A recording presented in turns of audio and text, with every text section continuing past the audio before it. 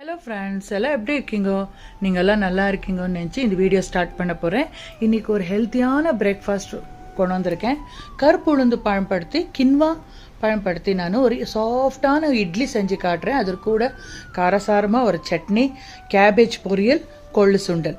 ஹெல்த்தியான complete breakfast plate எப்படி பண்ணுறதுன்னு காட்ட போகிற பாருங்க. ஒரு கப்பு கருப்பு உளுந்து எடுத்துட்டாக்கா ஒரு cup quinoa easily available in all online ஷாப்பிங்கில் கிடைக்கும்.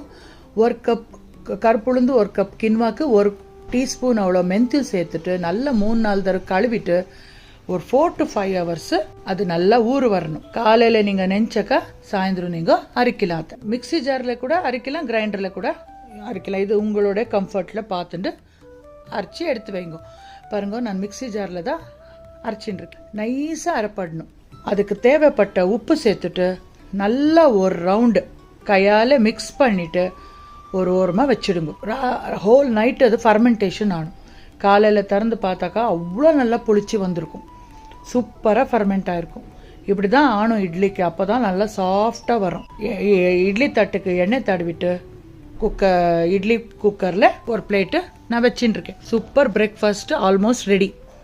அது கூட சட்னிக்கு ஒரு கடாயில் ஒரு டீஸ்பூன் எண்ணெய் விட்டு 1/4 கப் வேர்க்கடலை, 1/4 கப் பொட்டுக்கடலை, ஒரு குட்டி உண்டு புளி, 2 கருவேப்பிலை, ஒரு இஞ்சி, ஒரு காரத்துக்கு ஆல்ரெடி நான் சொன்ன மாதிரி பச்சை மிளகா, உணவு மிளகாய் எதுவானாலும் நீங்கள் சேர்த்துக்கலாம். அப்புறம் ஒரு கைப்பிடி அளவுக்கு தேங்காய் துருவல் சேர்த்து ருச்சிக்கு தகுந்த உப்பு சேர்த்து நைஸாக சட்னி அரைச்சி வைக்கணும். இப்போது கொள்ளு ஆல்ரெடி நான் ராத்திரியே நெஞ்சு காலையில் குக்கரில் வேக வச்சுருந்தேன். அதையும் இப்போது தாளிச்சுட்டு இருக்கேன். ஒரு 2 டீஸ்பூன் ஆயில் விட்டு கடுகு, கடலைப்பருப்பு, உளுத்தம் பருப்பு, 2 கருவேப்பிலை போட்டு வெந்த கொள்ளு சேர்த்து ருச்சிக்கு தகுந்த அப்படி உப்பு சேர்த்து சூப்பராக சுண்டல் ரெடி. இப்போ இன்னொரு கடாயில் ஒரு டீஸ்பூன் ஆயில் விட்டு மஞ்சப்பொடி, கடுகு, கடலைப்பருப்பு, உளுத்தம் பருப்பு, காரத்துக்கு பச்சை மிளகாய், இஞ்சி எல்லாம் சேர்த்து நல்லா வெந்த கேபேஜ் கூட உப்பு சேர்த்து சூப்பராக ஒரு பொரியல் ரெடி பண்ணிட்டேன்.